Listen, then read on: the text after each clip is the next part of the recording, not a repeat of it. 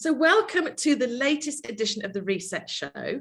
I'm Emma Bridger, founder and director at People Lab, and I am delighted today to be joined by two old, maybe not so much the old, friends of mine, Sue Dewhurst and Liam FitzPatrick. I'll give you a little bit of their official bio, but I'm sure they'll be able to make it a lot more interesting and colourful than the official bio lets you into. So Sue has worked in internal comms for many years, over 20 years.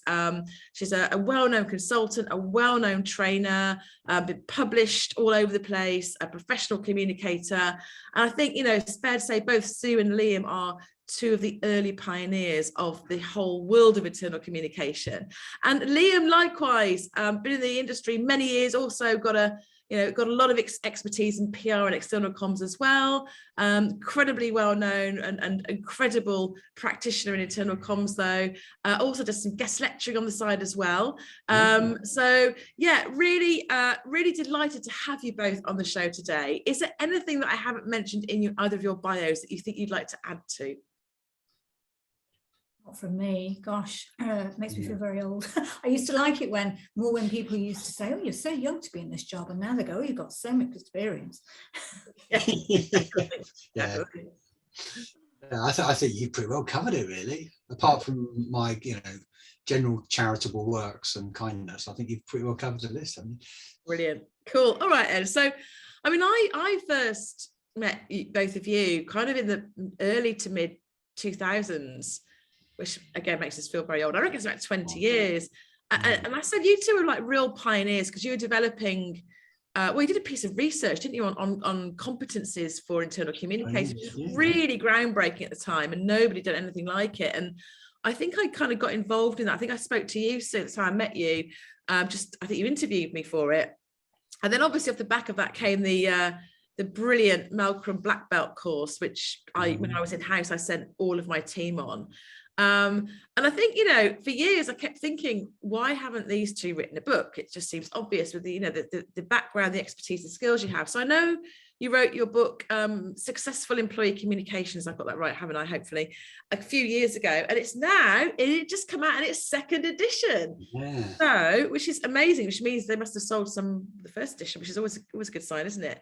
So I think, it's brilliant that you finally kind of put all of your great expertise, thoughts, ideas, really practical sort of advice in one place. So tell us about the book and tell us what the updates are for the new edition. I'll let Sue lead off on that one. Okay, about the updates in the edition. Well, it's 3 years since the first edition, actually, and it's like the world's turned upside down in that time, hasn't it, really? So we've had COVID-19, small thing of a global pandemic. So I think that's one of the reasons they asked for another edition, because it really has been a big time for internal comms, hasn't it? So we've got a lot of cases in there about the kind of things people have been working on during that time. It's also been a big time for purpose in the whole, the business environment, really. That kind of shift to stakeholder capitalism and the whole idea that it's really not okay anymore to focus your entire world on shareholders. So I found it really interesting reading about that, and we completely rewrote the purpose chapter. And we did a new chapter on listening as well, because I think subject dear to your heart, Emma, is the whole idea of to what extent are we putting employees really first? How much do we really know about them? How well are we listening to them? So we did a whole chapter on listening, and Liam, you did one on the changing world of work. Yeah, and that was, I think that was a kind of that was a mission, I think, from the first edition, which what we've attempted to do is just kind of make the point that people's expectations in the workplace have changed. And I think even when we wrote the first chapter, a lot of the issues around DEI were out there and people were talking about them. But again, since we wrote the first edition, there was the whole George Floyd thing, and I think the realization that actually corporations universally now accept that they have an obligation in this area. So we've updated, we've introduced a new chapter around that to reflect that, but not just the D&I thing, but generally trying to just play catch up on things like people's expectations about hybrid working or indeed actually generally what what people expect from the workplace and how we communicate with them. So we've tried to catch up a little bit on that, although very conscious that actually the moment you put some of the stuff in print, it's kind of out of date as well, particularly around hybrid working, which is a world which is moving so fast. I imagine if we had this conversation in 6 months' time, we'd be it'll be a very, very different conversation around the idea of where people work, how people work, those sorts of things. Great resignation as well, isn't it? It's going to be interesting to see whether it's actually a thing. And I'm just really hopeful that finally the power's shifting towards employees. I think it's been too much in the hands of shareholders for so long now. It's just my real hope that now, the power's actually got into people's hands, and it's going to stay there for a bit. But who knows? Well, it's a really interesting point in the context of like the workplace is now we can all work wherever we want. I'm sitting in my garden shed here in Hertfordshire in southeast England, and there are people around the world who are kind of working quite happily at home. They're doing excellent work. They're but on top of that, they're able to balance their lives a bit better. They can go to Pilates on a Thursday night without having to worry about a commute and all that sort of stuff. And corporations are having to make an effort around the whole employee value proposition. So, why would I have a relationship with a company when in fact actually the work coming out of my computer is the same work that I do for that company or this company? So why would I choose to work for this company and not that company, or this organization, that organization? And so it's sort of, I think a lot of large organizations are now, really getting into the whole, well, what is it that we ask of our employees, and what do we give them? What's the give and the get for the workplace? So it is a time of great change, I think, in the whole relationship, and communications has a pivotal role to play in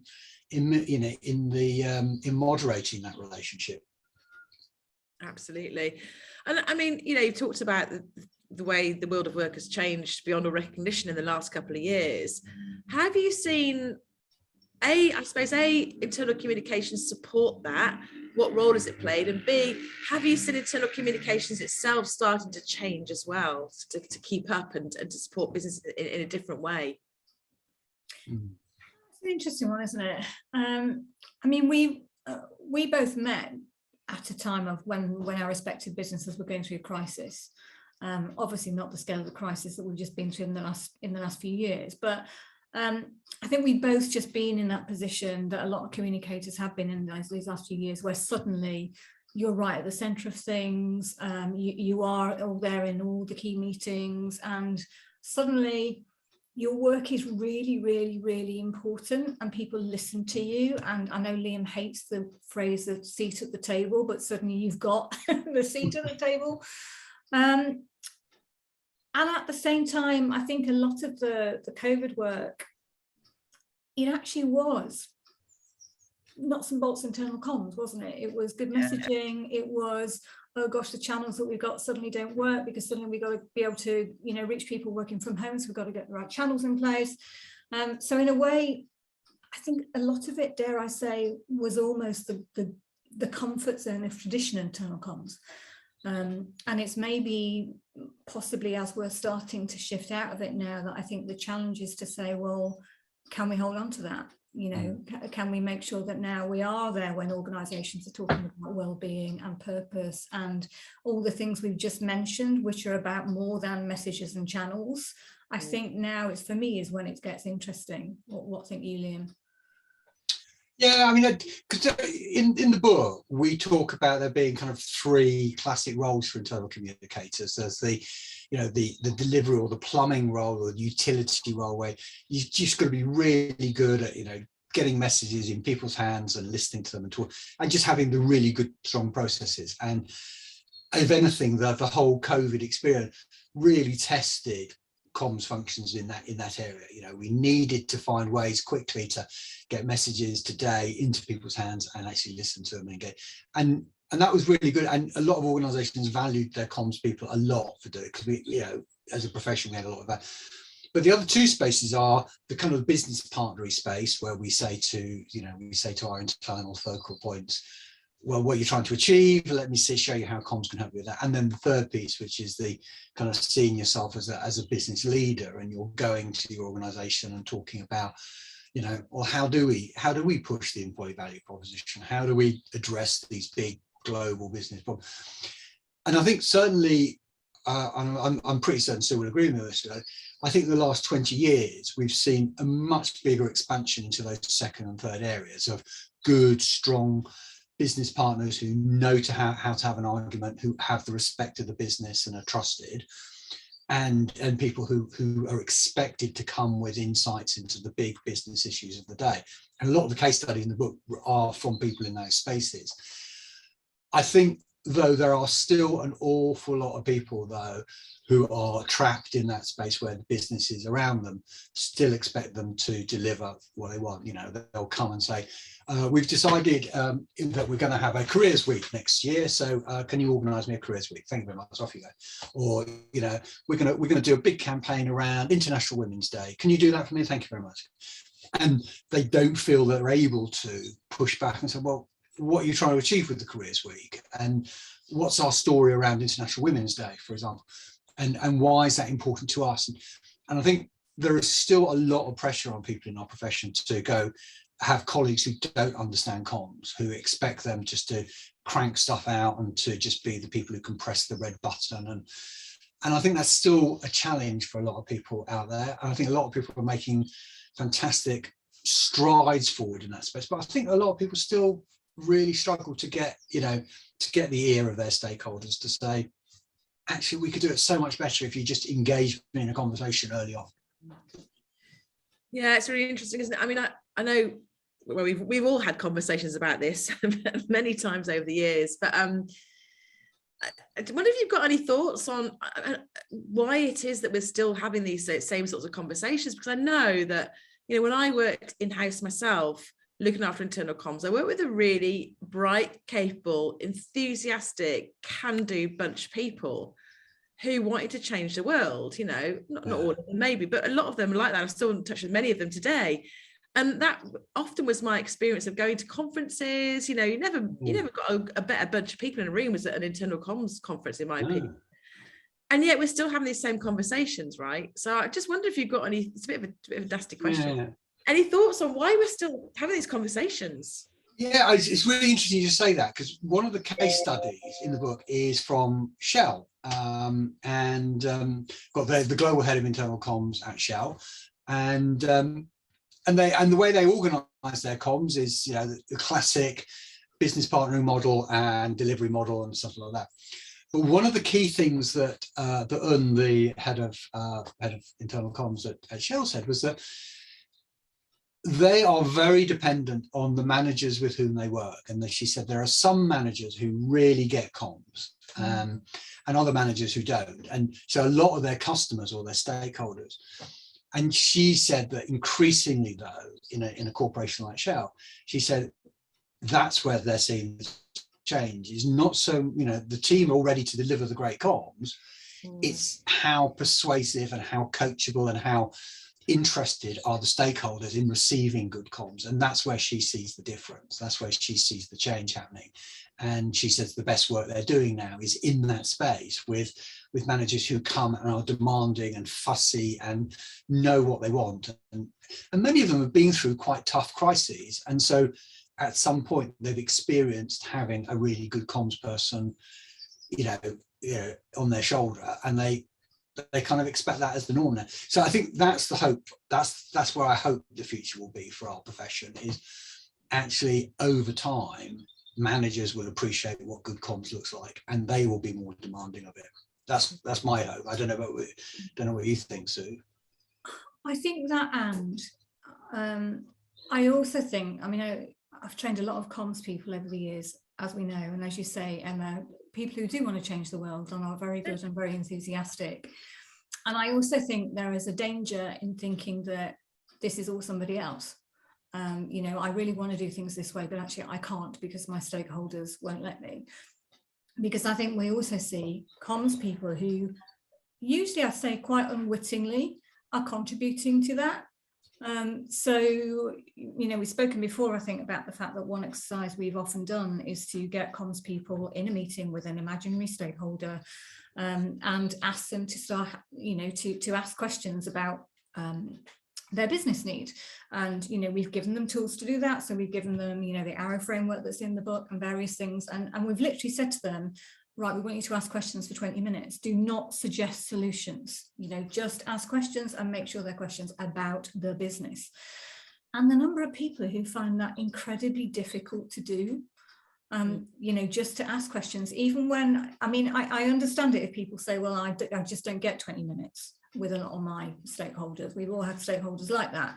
But it's like, well, now you've got it, you know, 20 minutes, use it, use the space. And they find it really, really difficult to spend that time asking questions, to not suggest solutions, and to not start asking questions about channels as opposed to business stuff. So to me, it's a two-way thing. Yes, I mean, I don't think it matters how many years you've been in comms, you still end up with those hellish, frustrating conversations where you want to pull your fingernails out because it's like, not these arguments again, you know, not, it's like trying to turn a ship round because the stakeholder in front of you doesn't get it, you know, we still get that. And at the same time, I think comms people can be unwittingly their own worst enemies because of the directions they're taking the conversations. Yeah, I just wonder about the you know, the increasing gap between the communication experience we have outside of work, which is pretty slick these days. You know, Facebook is much better now. It's targeted ads than it used to be a few years ago, that's for sure. But we have a pretty slick comms experience outside of work, and then inside of work, you know, it's a million miles away. Not in all organizations. There are some really big organizations that have huge budgets. It's very sexy, it's very slick. But for a lot of people, the comms experience inside organizations is not great. And I just wonder if you've got any thoughts on that gap and how we can start addressing that, and why you think that gap's there in the first place. It's weird, isn't it? It's almost as if, I wonder how quickly you get sucked into a culture of thinking, well, this is the way it is. I remember sitting and watching a leader do a session, actually, just because he'd asked me to give him some feedback. And I was surprised about how dire it was. I was surprised that it, you know, it felt as if it could have been 15 years ago, about the way it was happening. And the way that, you know, every now and again, for example, you get the stories in the news saying, oh, here's here's the 20 worst bits of jargon that we're using at work. And you think, well, this story rolls around every flipping 2 years and we're still doing it. And it's the same words. So I don't quite understand how we keep falling into the same trap, unless it just becomes the way that we do things around here. What do you think? I'm going to ask Liam. Liam, what do you think on that one? I think it's really tough. I mean, I think a lot of people don't appreciate how much resource goes into running Facebook, or, you know, putting shows on the BBC, you know, and they somehow, so there's that one challenge, is the resource that's available for people to actually do great comms. I mean, we're not all able to go and hire, you know, there's some great agencies out there who do fantastic work, you know, people like McCann's and you know, H&H and those sorts of people. They do great work, but not everyone's got the resource to do it. So somehow there's an expectation that the comms team, you know, will be able to deliver this sort of stuff with zero resource or whatever. And, you know, that's the one thing. And I think the other thing is, it's just attritional, isn't it? I mean, how many times can you tell someone to can you just shut up and speak English, or shut up and speak a language that we recognize? I mean, after a while, I can imagine it's very easy just to let one go, you know, slip through and go, oh, it's Friday afternoon and I've got yet another, you know, senior manager talking about right sizing for competitive success, or, you know, whatever it is they've come up with, you know. Strategizing for operational excellence. Oh yeah, that's quite a good one. Yeah, strategizing for operational excellence. And you look at it thinking, God blimey, you know, would it pass the bus stop test? There used to be a famous guy, Keith Waterhouse, who wrote a book called Mirror Style, and it was a style guide for tabloid newspaper writers. He wrote a couple of very funny novels, including Billy Lyon. And he used to talk about the bus stop test, and he used to say, would you imagine two people at a bus stop talking about, well, I'll be strategizing about my nutritional requirements for my late evening repast, would they? No, they'd talk about, I'm thinking about what I'm going to have for my tea. And yeah, but I think it is attritional, isn't it? And there was that book, when Sue and I first started doing Black Belt together, there was a book that came out by Lucy Kellaway, and it's called Who Moved My Blackberry? And I've lost my copy. And it was absolute howler. And so basically the idea is it's an updated Roman, novel of letters, where basically it's this one guy sending these internal emails so that the whole story plays out in his email. And this guy's a marketing director at some corporation. You don't quite know what it is, but he's obviously a complete creep. And he invents this word, which he calls creavation. That was it. It was a mix between creativity and innovation. And the CEO really likes this. He says, that's what we want, more creavation. So he then sees that as his ticket to the boardroom and stuff.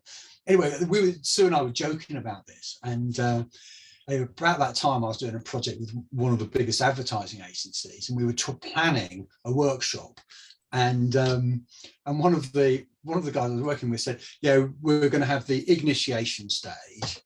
And I said, do you mean the initiation stage? Thinking it was like a verbal typo. Yeah. No, he said, it's initiation, but with ignition. And the other guy in the room goes, oh, that's good. And I think, I'm living this. This is the real experience. People actually do talk like this. And since then, it's just like been downhill. It's just like non-stop downhill, isn't it? I was in one of my a workshop with leaders once, training line managers, and one of them said to me that in their team, because their boss used to talk an awful lot of business buzzwords, and he said, we make words up. And we make a word up, and then we all drop this word into conversation with the boss. And eventually, because he loves his buzzword so much, he starts using it. And he said, we wait until some big occasion when he uses it, like he's on stage at a conference or he's in front of his boss or whatever, and he uses the word, and then one of us sticks our hands up and says, oh, excuse me, Fred, I don't actually think I know what that word means. Can you just explain it to me? And of course he couldn't, because it was a completely made up word that meant nothing. But on a completely, going back to what you were saying a few minutes ago, Liam, we have actually got a case study in the book from Timpson's. Oh yeah. Who, very well-known company in the UK, 4,000 staff. So, they're not huge, but they're not small. They don't even have a comms team. Yeah. They have no communicators at all. And much as it's not huge, a lot of their people are, they're one person, they're just scattered all over the place, which, as we know, that's pretty hard to communicate with, actually, isn't it? When you just got standalone and and get them to deliver a brand. Exactly. And they're doing really, really good stuff with no comms team. And you're talking about WhatsApp messages on a Friday afternoon from the chief exec. They have, a very traditional old print newsletter every week with lots of photographs in it. They make an effort to, go and have lots of phone calls, talk to each other face to face. The chief exec spends 90% of his time on the road, meeting people. It's not highly expensive, get the consultants in, have an enormous comms team kind of thing. And I will try when we're talking about something else in a minute, trying to find the quote, because I spoke to a lovely lady called Janet, who's the director of happiness, which is a lovely title, isn't it? And she basically said, we try and make things a lot more difficult than they are. And she said, it just isn't. And she said something about it's just about people, let me see if I can find it. It's just about people getting together, wanting to be in the organisation. And here it is. I said, what's your advice? And she said, if you haven't started already, please get to know your people and don't just talk the talk, do what you say you're going to do. If someone's got a problem, help them. Some people try to make it much more complicated, and it just isn't. It's just about a group of people working hard for the same reason, because they want to be there and they want the business to thrive. And if you put the effort into your people, you'll have a better, stronger business. Oh, do you know what that is? Yeah, and in a way, that's kind of the red thread through the book that comes up time and time and time again.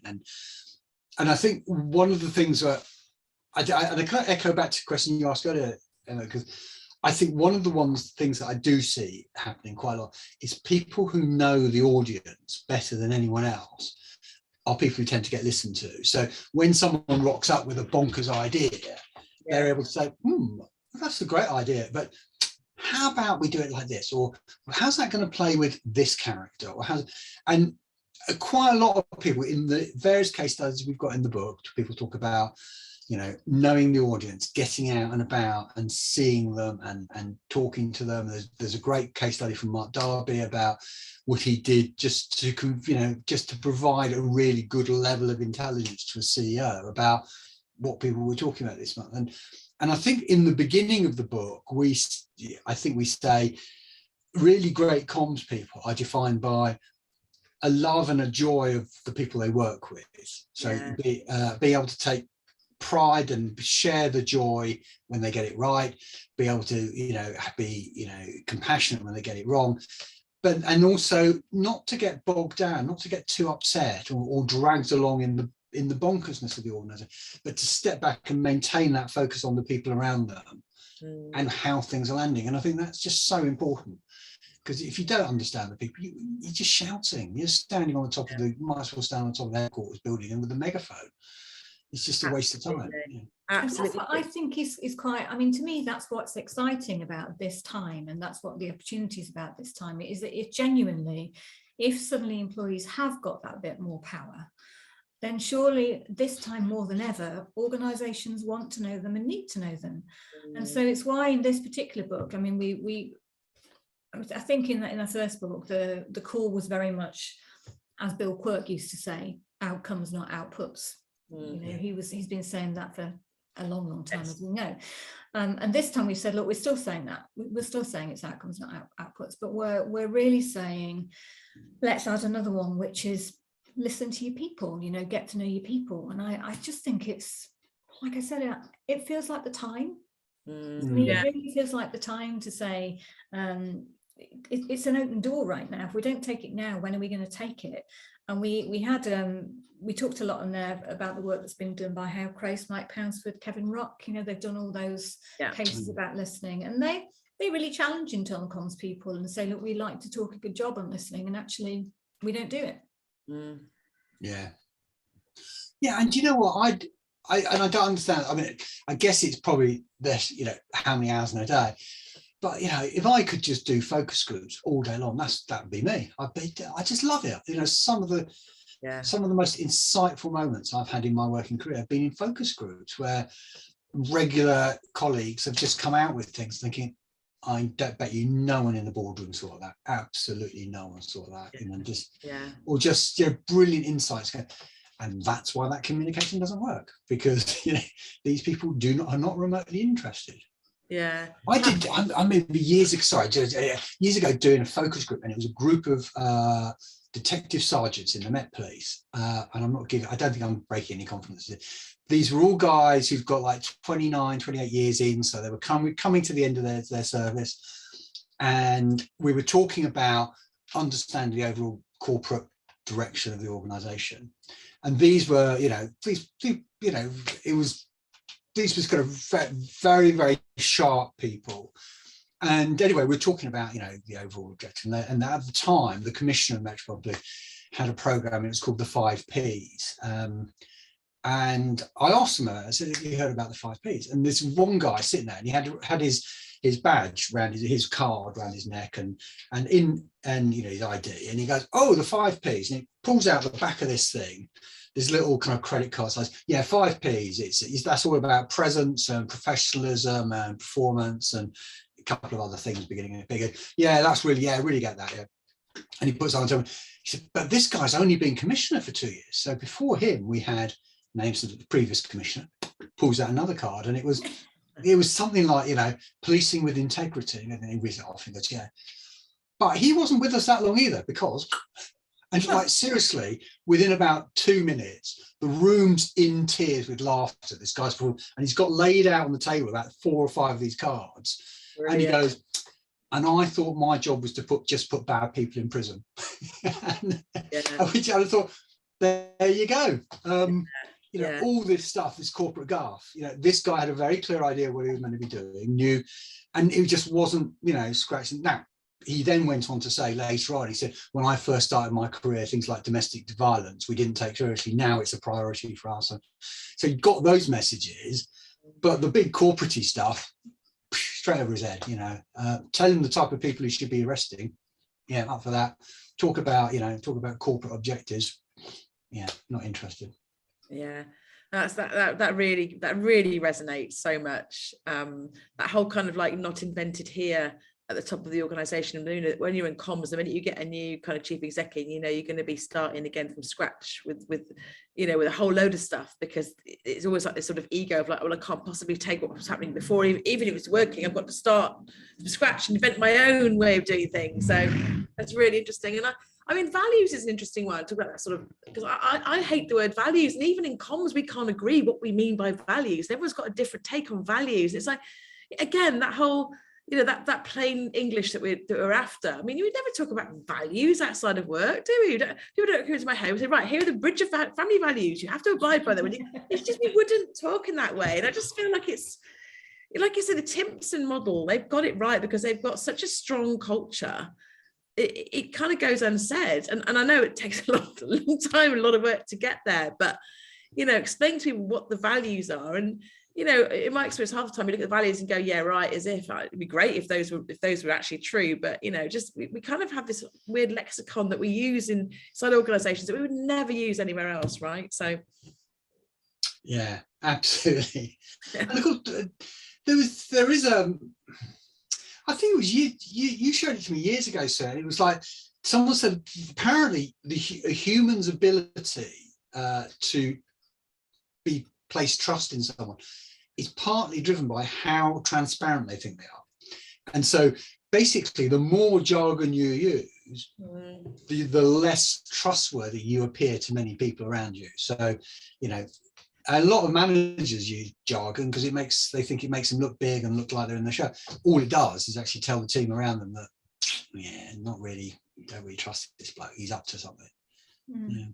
Absolutely. There's some really interesting research on that. I won't go into it now because we'll go off topic. There's some really interesting research about what level grade reading age is the best reading age to sort of really make your point. And it's not high level. It's not a university level. It's a much lower level. So yeah. And so you talk about the listening piece and kind of putting people back at the heart of it. And I know you've done quite a lot of, not a lot, but you've kind of reworked the chapter in the book on the listening side of things. So what's the sort of the latest view from you on that? If you think comms need to do this more, what should we be doing more of, and how should we be doing it? I think, I mean, it is the last chapter in the book, but I think we start the last chapter by saying it's actually woven into everything. So by that point, you know, we've talked about listening through audits. We've talked about, I mean, you and I talked, Emma, and we talked about the idea of making sure that thinking about audiences, which is, I don't like the term, isn't kind of a, you know, we ask the business what it wants to do and we do it to our people and they're an afterthought. They're right there at the start. So I think listening goes all the way through the book, and really at the end we're just saying, look, here's all the areas where we said we should be thinking about people and listening, and we've asked, you know, to what extent, how much you're working on that stuff, because our suspicion is probably not half as much as trying to get people to understand the organisation, because that's usually what we're asked to do, isn't it? Never mind trying to understand our people, we want to get our people to understand us. So we're really kind of putting the challenge out there to put more time into it. We talk about employee voice. So, you know, the whole definitions of employee voice and what employee voice is. We talk about, so, you know, how to get people to speak up. We talk about helping line managers, for example, to be better listeners. The kind of channels and tactics we use. And one of the things is what Liam just said, actually. I mean, one of the challenges from Craze, Pounceford and Ruck is that when people are doing their measurement, it's mostly quantitative. So there's not a lot of quality, you know, conversations, focus groups, and what we might call genuine listening with an intent to understand and do something about it, as opposed to, I want a chart to show my management team to look fancy with some data on it. Yeah. I mean, I think we looked at some of what the CIPR had been saying about listening, which I know you'll know inside out, Emma, but they certainly seem to be saying that even when organisations seem to be quite good at listening, they want to be seen to be good at listening, and they want to create a culture of listening and a culture where I feel listened to, but actually what they don't really want to do is act on what they hear. Yeah. I mean, I did some work last year with someone, and they'd had some negative responses in a pulse, and I said, well, in a pulse survey, well, should we go to do some focus groups and just have a chat to people, what they're talking, find out why they answer. And people were very useful, very helpful. And I wrote it all up and sent it in to my client. And she said, oh, you might, before I send this off to the boss, you might have a look at this. And she sent me a document that they'd received 6 months previously from another advisor. It said virtually word for word the same thing. So they'd had the feedback 6 months previously. And the employees had been very, very specific about what needed to change. Nothing had changed. And then the organisation was surprised when employees said 6 months later exactly the same thing. And I think that point is well made. You need to have an organisation that's actually, isn't just in the business of saying they listen, is actually, yeah. You remember people always used to have employee surveys, and you always get roped into messaging, go, it's time for have your say. And I must have tried that, put that on posters, have your say. It's only time. No one cared. No one really cared, did they, mate? Maybe it's about, joining together this quest to do more listening back with the outcomes versus outputs thing, because to your point about values, Emma, it could go one of two ways now, couldn't it? I mean, even the whole world of purpose, I mean, more and more organizations will have to have, for example, purpose statements. Even in the UK, it's now written into, enlightened shareholder value, isn't it, we're following, that you're supposed to have a purpose statement. And you got, places in the EU talking about, should we make it into regulation that you must have a purpose statement? And in the one sense, that's good. It's good that organizations will be forced to think about purpose. And on the other hand, we could all end up with purpose statements that replace value statements that just have banners on ceilings and on walls and mean nothing. And we can have organizations that, yes, we all talk about having cultures of listening and, having a say and all the rest of it. Or we can say, well, let's go back to what are we doing this for? How do we not go to our bosses and go, oh, we need to have a culture of listening and we need to be talking about purpose?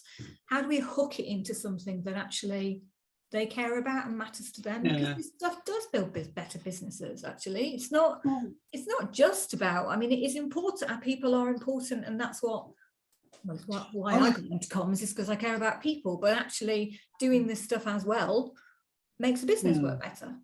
I was talking to an investor relations person not that long ago, actually, and she was saying to me, actually, now when they get investors in, she said, once upon a time you could kind of, I'm paraphrasing, she said you could just come up with the bland statement. So now they actually do ask difficult questions, and they know what the data they're looking for, and they're looking for evidence, and you can't fob them off. And she said that a lot of big investors now are going, well, and they're not doing it because they've got ethical investment funds that people don't want to put money into, fags or into weapons. She said they're asking questions because they know that if you get it wrong, that's going to hit your share price, so that's going to hit your business performance or whatever.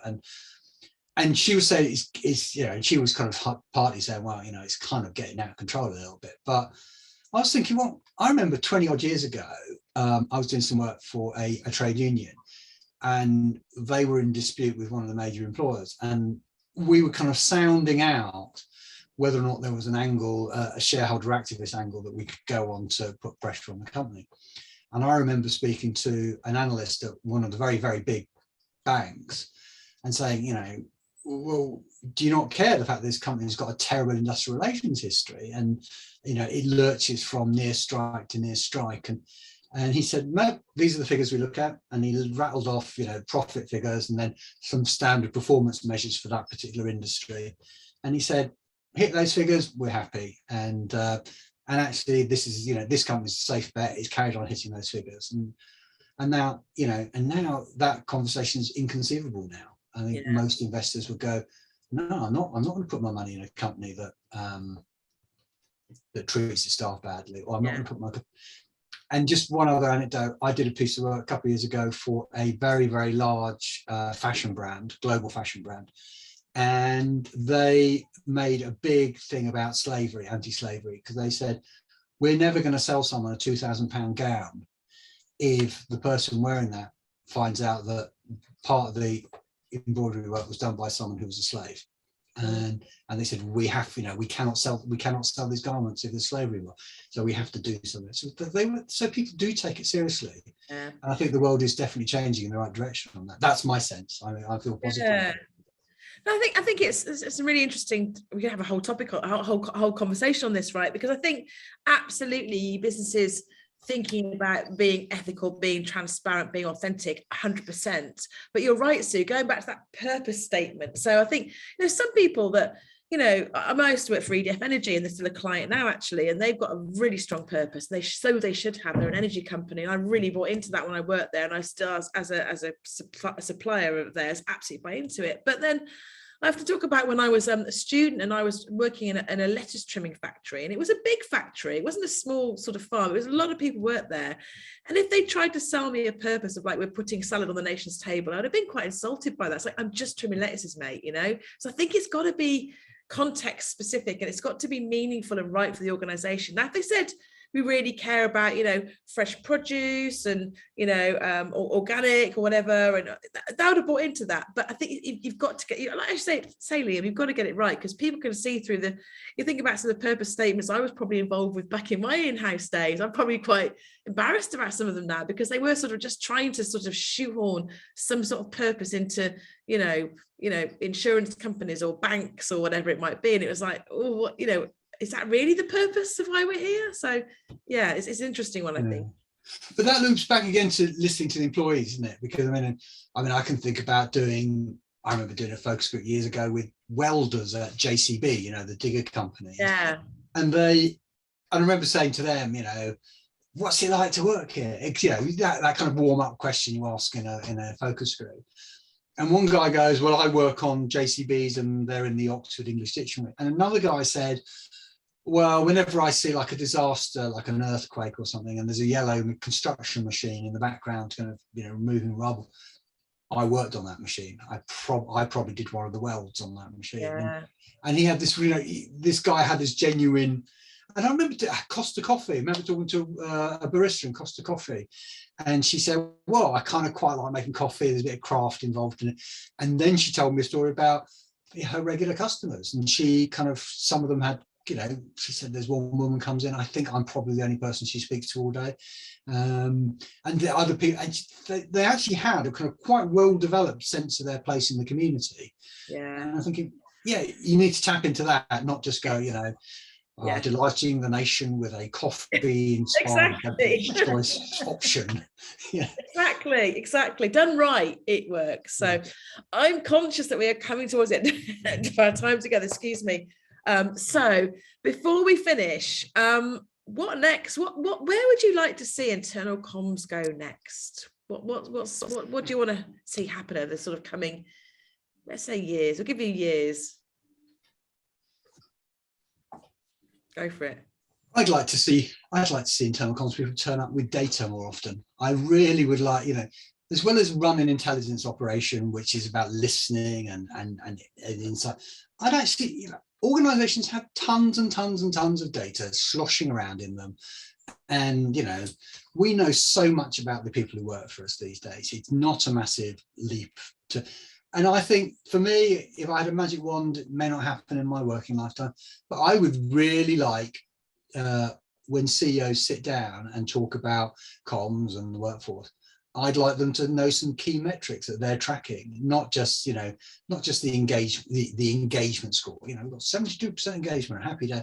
I'd like them to understand that, if we communicate in these ways, we will get these results, and we know that. I'd like it to be data driven, and I like people to become a lot more chilled about using the data and not so intimidated by it.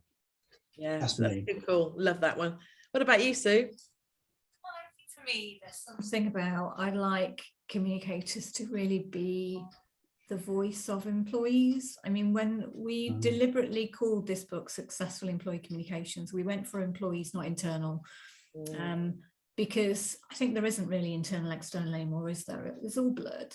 And we were trying to say, whatever you call this group of people, there is this very special group of people that we not own, but, we're the people that focus on them.